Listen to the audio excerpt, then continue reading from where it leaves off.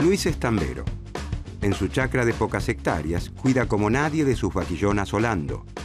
No terminó la secundaria en el agroindustrial de su pueblo. Todos los días, Luis lleva los cientos de litros de leche cruda de sus vacas a la industria láctea de Pedro. Pedro es un productor de lácteos que pasteuriza, envasa y convierte en quesos, yogures y cremas la leche de todos los tamberos de la región. Pedro tuvo la oportunidad de estudiar, de especializarse en los procesos de los distintos productos de la industria láctea y tiene un ingreso muy superior al de Luis. Luis quiere progresar, quiere aprender a elaborar sus propios quesos y cremas para convertirse en un empresario de la industria. Pero siguiendo el razonamiento de los clásicos y neoclásicos, Pedro le sugiere que no se meta en temas tan engorrosos, que se dedique a cuidar y a ordeñar sus vaquitas, que es el mejor en eso, y que le deje a él todo el tema de la producción, que para algo estudió, invirtió en maquinarias y equipos y maneja el tema como nadie. ¿Por qué Luis no puede producir sus quesos, envasar su leche y venderla para generar un mayor ingreso? ¿Por qué ocurre algo parecido con los países que parecen destinados a especializarse en una única actividad y no pueden producir bienes de mayor calidad tecnológica para venderlos al resto del mundo y generar así una mayor riqueza para su pueblo? ¿Qué escuela de pensamiento económico podrá ayudarnos a entender estas cuestiones?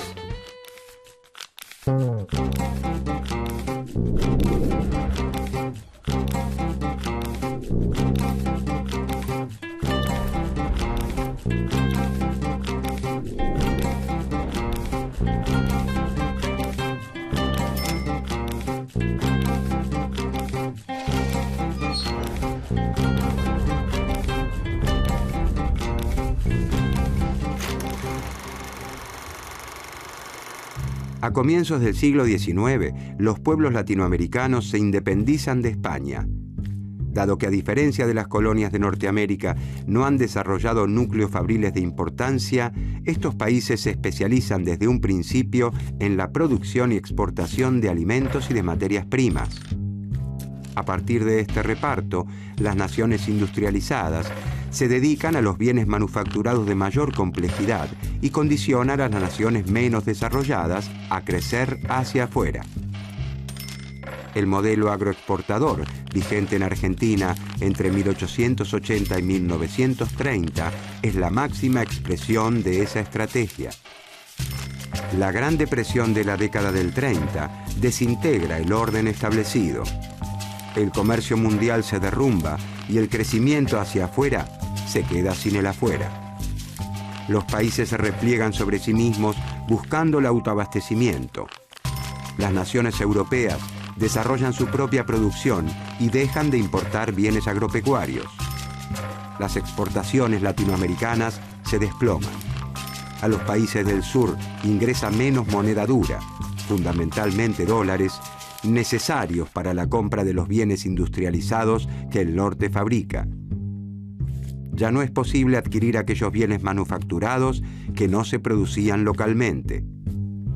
Los países latinoamericanos se ven forzados a un cambio de rumbo. No existe otra opción que fabricar aquello que venía del extranjero. Sin proponérselo ni desearlo inicialmente, comienzan a desarrollarse procesos industriales que sustituyen importaciones por producción local. Surgen cada vez más empresas que contratan cada vez más trabajadores que ganan mejores salarios, que demandan entonces los bienes que esas empresas producen. Este esquema de crecimiento hacia adentro tiene un especial desarrollo en los países de mayor tamaño de la región, como Brasil, México y Argentina. Las incipientes empresas latinoamericanas son protegidas de la competencia extranjera gracias a los aranceles que establecen los gobiernos de la región. Además, se les otorgan créditos para que adquieran su equipamiento y se crean empresas públicas de modo que el Estado desarrolle actividades estratégicas. Se impulsa fuertemente la educación, la investigación científica y el desarrollo de la tecnología local. Se fundan organismos públicos para la difusión del conocimiento entre empresas industriales y agropecuarias. Esta estrategia de sustitución de importaciones permite reducir las compras al exterior de bienes industriales de consumo, como las prendas de vestir y ciertos alimentos. Con el tiempo, se extenderá a industrias cada vez más complejas. Sin embargo, el propio desarrollo de estas industrias comienza a generar un cuello de botella. Los países latinoamericanos no logran producir bienes de capital, es decir, bienes con los que se manufacturan otros bienes, como laminadoras de acero, plantas procesadoras de celulosa, máquinas, herramientas, bienes de mayor complejidad tecnológica. Vuelven a faltar dólares para importar esos insumos y maquinarias. En ese contexto, buscando superar esos desafíos, surge el pensamiento estructuralista latinoamericano.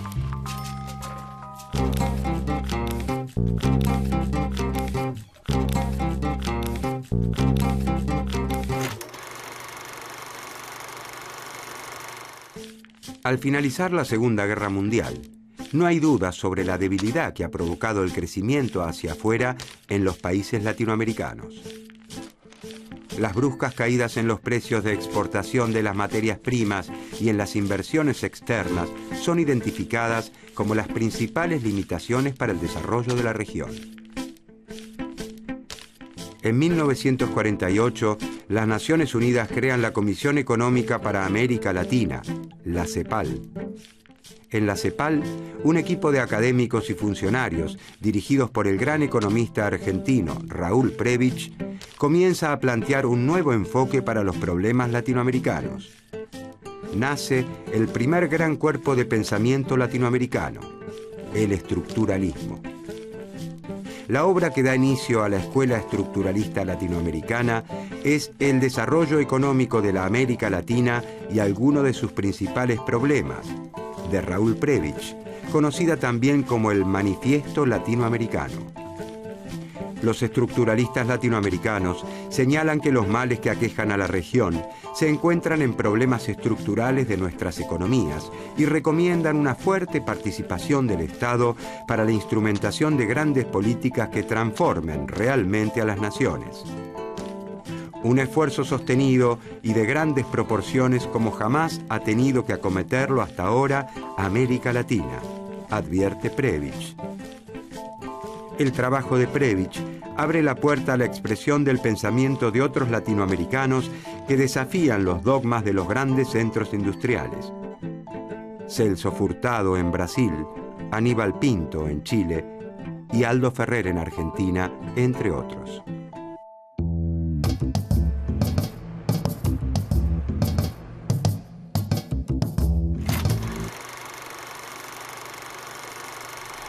El pensamiento dominante, gestado en los países centrales, establecía que cada país debía especializarse en lo que hacía mejor, como si esto último fuera algo natural y no un producto de la historia.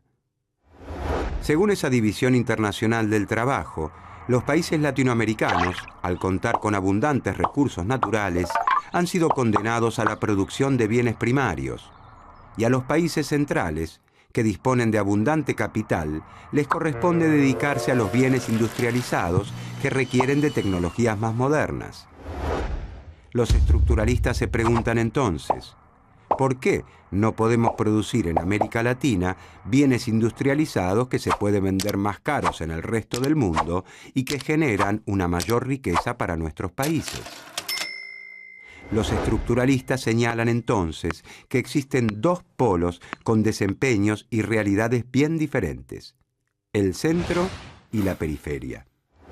Pertenecen al centro los países que marcan el rumbo de la economía mundial, naciones industrializadas con poco desempleo y altos niveles de vida, con gran influencia en los mercados y en el sistema financiero internacional. A la periferia la conforman los países con estructuras productivas menos desarrolladas que conviven con altos niveles de desempleo, de pobreza y sujetos a las reglas de juego establecidas por los países centrales. Para los estructuralistas, las diferencias entre el centro y la periferia no se resuelven con el paso del tiempo, sino todo lo contrario. Tienden a acentuarse y son cada vez más amplias. El subdesarrollo es un modo de ser específico en ciertas naciones que requiere políticas públicas particulares para resolverlo.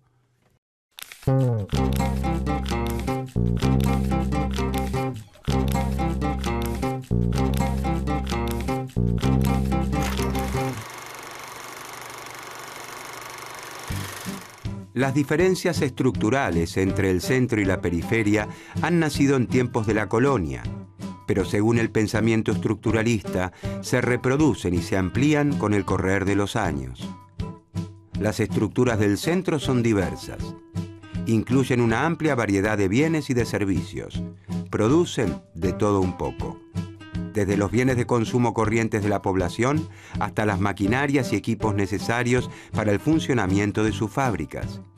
Además, son eficientes porque utilizan de forma homogénea modernas técnicas de producción. Las estructuras de la periferia, en cambio, son especializadas. Lejos de toda variedad y diversificación, se concentran en los productos agropecuarios y minerales. La demanda de la población de otros bienes de consumo se satisface mediante las importaciones de los países centrales. La estructura, además, es heterogénea porque coexisten las actividades que se destinan a exportaciones hacia el centro y que evidencian un gran desarrollo tecnológico, con otras totalmente relegadas que solo interesan a la periferia.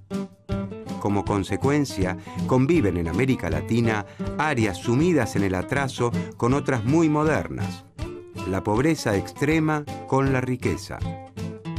El sector rural latinoamericano, al incorporar equipamiento en reemplazo de mano de obra, expulsa a miles de trabajadores que se trasladan a las ciudades en busca de una vida mejor.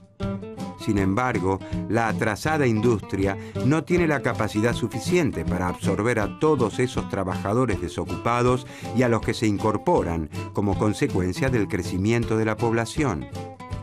De esta forma, una porción mayoritaria queda relegada y vive en pésimas condiciones en los barrios marginales que rodean las ciudades.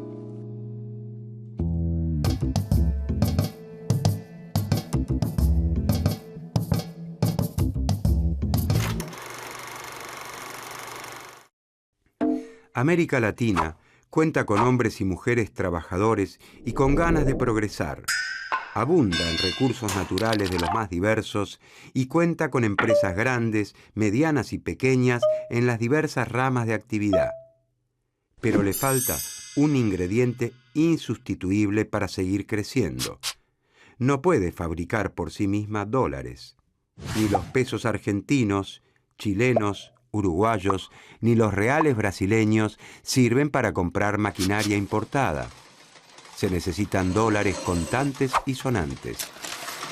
Como la existencia de dólares dependerá del éxito de las exportaciones de alimentos y de productos primarios, y estas exportaciones fluctúan constantemente en precios y en cantidades, la compra de insumos y maquinarias al exterior se ve interrumpida constantemente. Los estructuralistas denominan esta principal limitación al desarrollo latinoamericano como la restricción externa.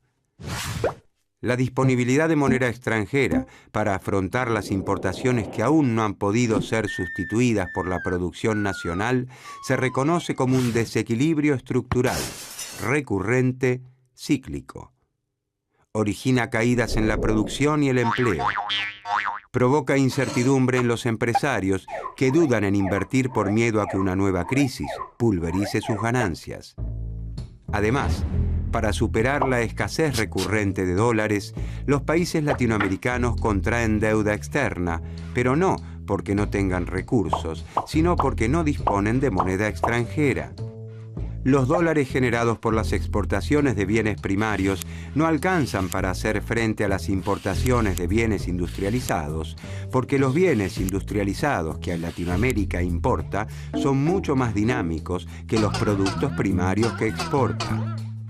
Los avances tecnológicos les permiten a los países centrales sustituir cada vez más los productos naturales que produce la periferia por artículos artificiales, como fibras sintéticas en lugar de algodón y plásticos en lugar de caucho, entre otros.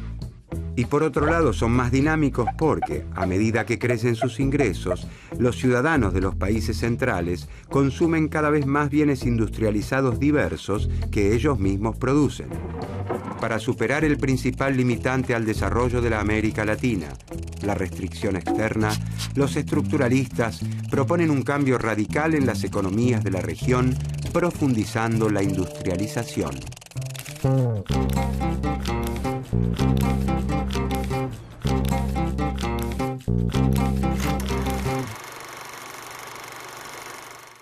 Los estructuralistas creen que América Latina debe profundizar la industrialización que inicialmente surgió de manera espontánea después de la crisis de los 30. De esta manera, se reducirá la dependencia externa de bienes manufacturados de mayor complejidad y se aliviará la restricción externa. Al no depender de la importación de bienes de capital e insumos, el crecimiento de la región no se verá limitado por la falta de moneda extranjera.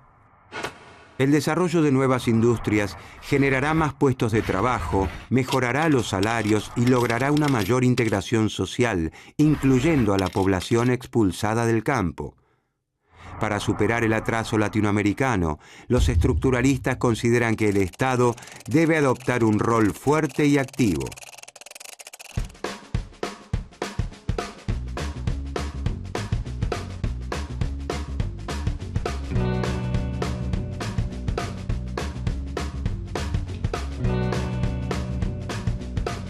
Con mucho esfuerzo, Luis, el tambero, ha estudiado una tecnicatura en procesos de la industria láctea, un plan de capacitación que el Estado lanzó para alentar el desarrollo de los productores.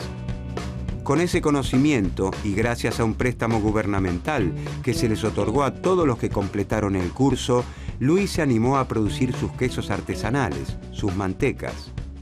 Después de varias idas y vueltas, Luis logró la primer gran aceptación de sus productos, la de su familia y sus vecinos, que los incorporaron de buen grado a la dieta diaria.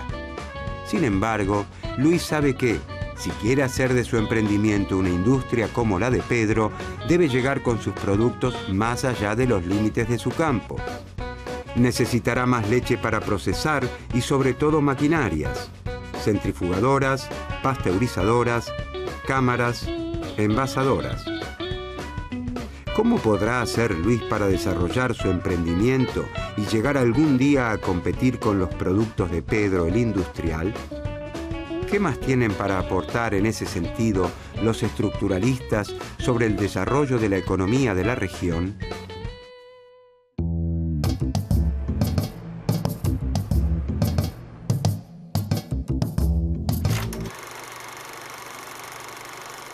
Para volverse más competitivas, operar de manera eficiente y aprovechar plenamente la capacidad de sus fábricas, algunas empresas industriales latinoamericanas necesitan dirigir su producción a mercados más amplios que los de su propio país.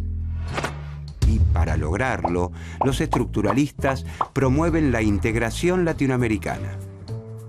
Para eso es clave un proceso de integración regional que aliente una competencia controlada entre los países y la constitución de un mercado común latinoamericano.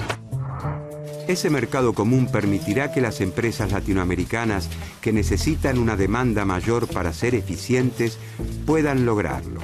Y será una plataforma de aprendizaje para incrementar la eficiencia de las empresas industriales que en un futuro podrán llegar a exportar a los países centrales.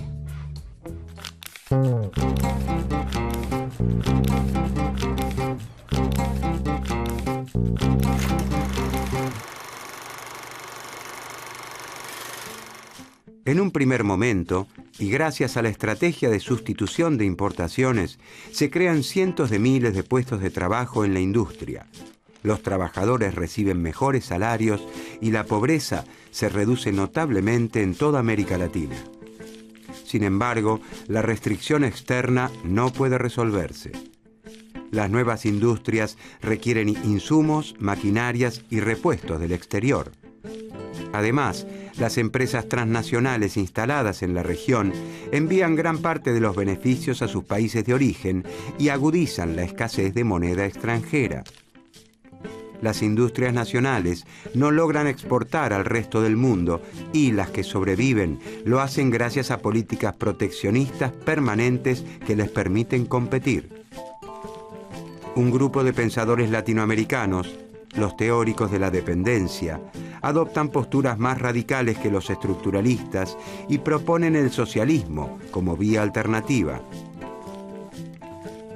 La crisis derivada del shock del petróleo en 1973 y 1974, que encarece abruptamente el precio de este insumo fundamental, es un duro golpe para la sustitución de importaciones y siembra el terreno para el predominio de las políticas neoliberales durante el último cuarto del siglo XX en América Latina. En Chile y Argentina, el liberalismo regresa con fuerza de la mano de regímenes militares de una violencia inusitada. Los dictadores y sus técnicos aseguran que los problemas latinoamericanos se deben a la excesiva intervención del Estado en la economía y que los países tienen que aceptar el lugar que se les ha asignado en la División Internacional del Trabajo, especializándose en los bienes primarios para los que se encuentran mejor dotados y terminar con la protección a la industria para que sobrevivan las empresas industriales capaces de competir con las grandes empresas de los países centrales. Durante los últimos años, Latinoamérica viene desarrollando una nueva etapa, una concepción alternativa del orden económico internacional. El pensamiento estructuralista vuelve a cobrar gran actualidad.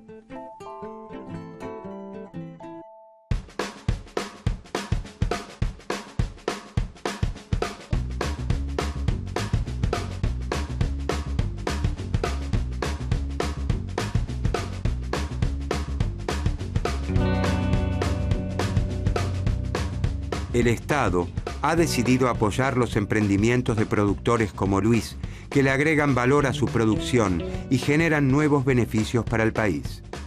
Luis se asoció con otros productores lácteos de la región con los que compartía las mismas ansias de progreso. Juntos se establecieron como una cooperativa. Adquirieron maquinarias gracias a los préstamos a muy baja tasa que les otorgó el Estado. Sus quesos, yogures, leches y mantecas con marca propia comienzan de a poco a ganar espacio en las góndolas de los mercados de la región, del país y del mundo. Por primera vez, Luis y sus socios sueñan despiertos mientras contemplan la Vía Láctea.